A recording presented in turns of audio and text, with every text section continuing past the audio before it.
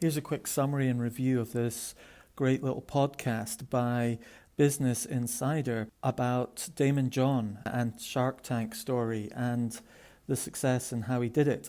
So it kicks off at 1 minute 20 when he talks about his cancer shock at stage 2, and the threat was removed and it got early detection, and it's reinvigorated his drive. And also he loves how he can encourage people to get early detection, and it's saving people's lives.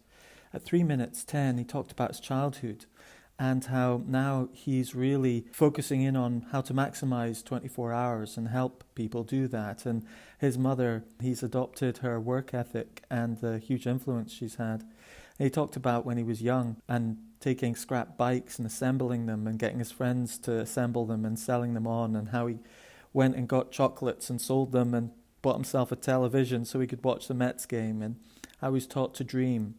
And 7 minutes in, he talks about Think and Grow Rich, a book that really influenced him. Read it 3 times, set lots of goals because of it, and kept reading his goals out and visualized his goals. But didn't all just happen. He went through some really dark times, and he had to learn to stop chasing money.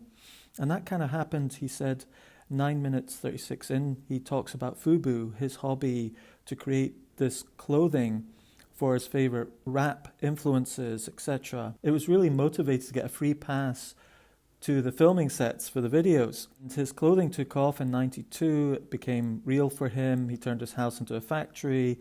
He got a distribution deal in 96, and it went global in 97. FUBU stands for us, by us. And he talked a bit about the culture and how he wanted it to respect people. And he painted gates of buildings, of houses and shops with their permission, with his brand. And then in 19 minutes in, he talks about how his mum moved out the house and they turned the house into a factory, literally, with sewing machines and so forth.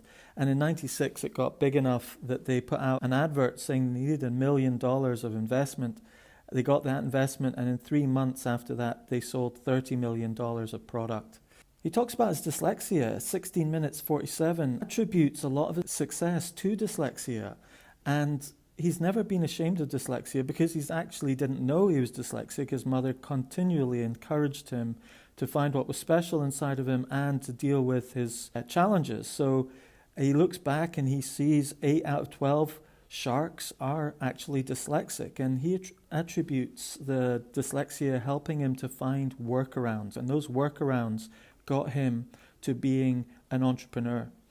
And then he talks about Shark Tank in 19 minutes in, how he thought it was a waste of time at the beginning when he was pitched for it, but he went to LA because it was a free flight out to see his friends and do the interview, and he was wearing the earrings, and Shark Tank just took off, and it's in its 10th season. Then he talks about his book, 23 minutes in, Rise and Grind. He talks about how he's retired now. He doesn't need to do it for the money, but he's busier than ever with all the different businesses that he's working with. It's an antidote to being sold the insecurities of life, and he's trying to highlight how successful people do things and not just for the money. And then in 29, he gives some advice to people not to quit their day job, set goals and network with people and build up that network and find mentors who are looking out for you. And take affordable steps. Don't bet your whole house on one idea straight away. And invest in learning how to do the different parts of your business. And invest in yourself. It's the biggest investment you can make. Highly recommend this podcast. It's really great.